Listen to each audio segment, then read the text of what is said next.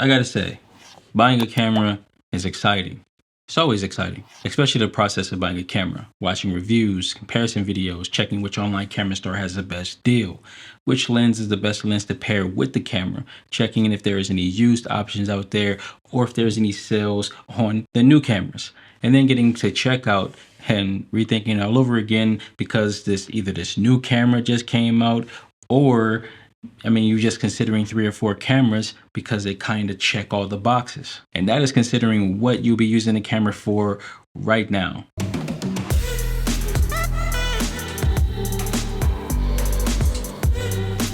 Not what you'll be hypothetically using it for, but what you're actually using it for. Like if you were to go and buy the camera and walk out the store with it today, or it was delivered today, what you'll be using it for right now. Now let me tell you why. So here's a little backstory. So I'm back in the market of looking for a new camera, which if I'm being honest, that is every 3 to 6 months. Because I just enjoy experiencing new cameras, learning about the ins and outs of cameras and creating workarounds.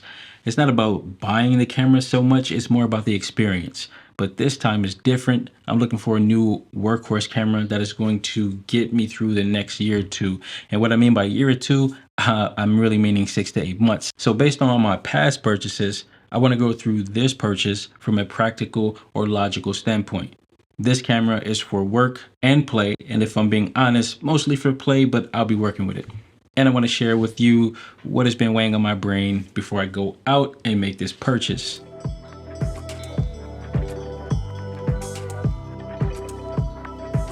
Now, before we start with the consideration portion of the video, this portion of the video is for first-time buyers. The first-time camera buyers out there. Buying your first camera can be tricky, especially when you got all the Sonys, the Canons, Panasonics, and everything else out there, and even phone cameras. With the quality of these phone cameras today, you don't really even need a camera. However, photography and video with the camera, an actual camera, is a whole different experience. And I want to emphasize experience. Just having the control, like full control over what you're trying to create.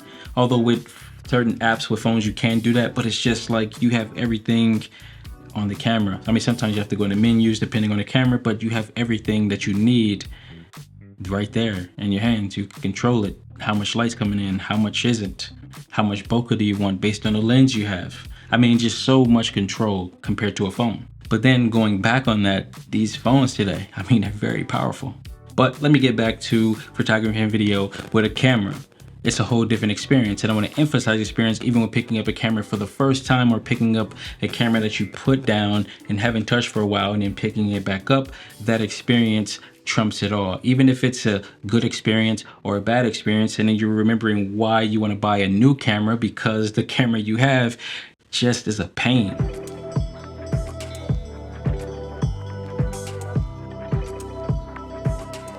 Which brings us to this video and why I'm making this video, which had me thinking about what you consider when buying a camera, because I'm really starting to notice how the Sony a7 III has been a hindrance on my workflow as a real estate photographer. It has really been slowing me down, and you may be hearing some of the construction that's going on. If I can turn that down, I would, but I can't. But the a7 III, just like that construction aside, has been putting a damper on my experience. But that doesn't mean you shouldn't get the a7 III. It's a great camera, and the only way you know if it isn't for you is by using it. If you're thinking of buying the a7 III, rent it. Don't buy it just yet. Rent it. Use it for as long as you can. Try to find a renter special where you can use the camera over an extended period of time at a reduced cost compared to if you were to use it for one day or a couple of days to get you through the honeymoon phase, of course. And if you do buy it, you can use the link in the description below so the channel can get a little kickback. However, I would highly recommend finding the camera used. You could probably get the camera and the lens for the price of the camera new. And the camera we're talking about is a Sony a7 III. Now let's get into what to consider when buying a new camera.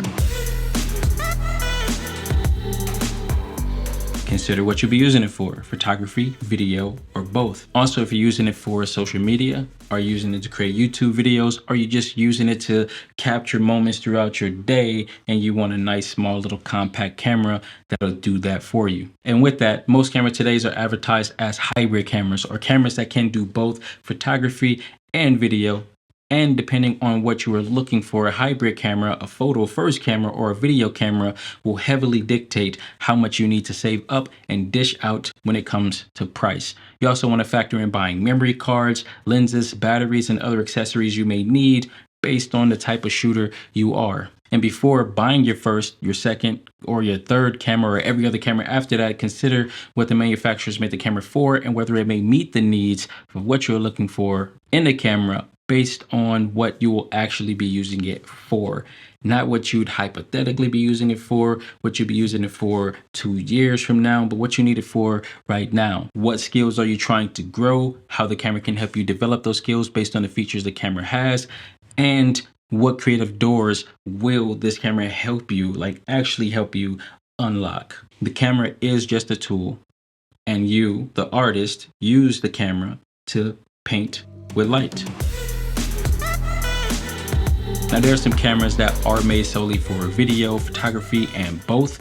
And when I say both, I'm referring to the hybrid cameras that are good for both photography and video. Cameras like the A7C, A7 III, Fujifilm X-H1, X-T4, X-T3, Lumix X5. I mean, it's just a ton of cameras out there that are hybrid cameras at this point. Although most cameras can do both, the features of the cameras gear them towards one or the other, photography or video. To explain what I mean, I'll be referring to the Sony A7 series. You have the A7 series, or the base hybrid camera, where the photo and video are 50-50.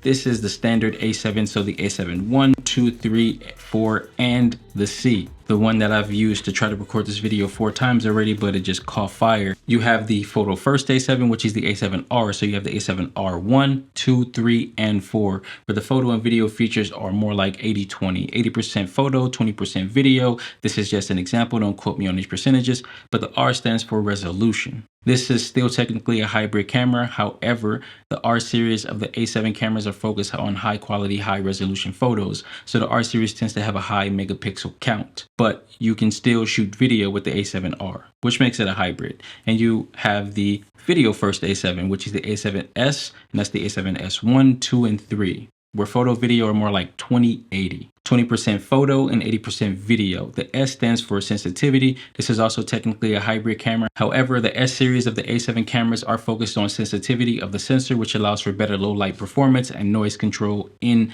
video. The S series tends to have a lower megapixel count. Based on my knowledge of when recording this video, Sony may be the only camera manufacturer that does this. Most of the other camera companies focus on creating hybrid cameras that are photo first and has some video capabilities, or video first with some photo capabilities, which is similar to the Sony cameras lineup. However, Sony seems to be the only manufacturer that does it consistently across the board, creating 3 different bodies that are designated to either being hybrid, photo, or video. However, Panasonic does something similar, such as the Panasonic GH5, GH5S, they have the GH6, the S1H, the S1, and the S5. And now that the GH6 is out, we'll be seeing a GH6S sometime soon. Question mark, I don't even know. But fun fact, although the GH5S is considered a video first camera, which has some cinema features, I used it for real estate photography for a little over a year, which was on a little over 150 photo shoots. Now, if there is another camera company that does this, do let us know below, because I would definitely like to know. Now, we can get into the cinema line, but that is a whole other topic for another day. Now, the topic of this video, what to consider when buying a camera, that one thing you should consider is what you're using it for right now. Definitely has some depth, and there is more than just one consideration when buying a camera. However, as of right now, the only thing you should consider when buying a camera is what you'll be using it for actually right now, in order to develop your skills, to do more with the tools you have, and to help you develop your creative abilities by pairing your creative self with the camera. That can even mean buying a super cheap, highly capable DSLR, which may even be more capable than newer mirrorless cameras on the market today. And it just may exceed your expectations.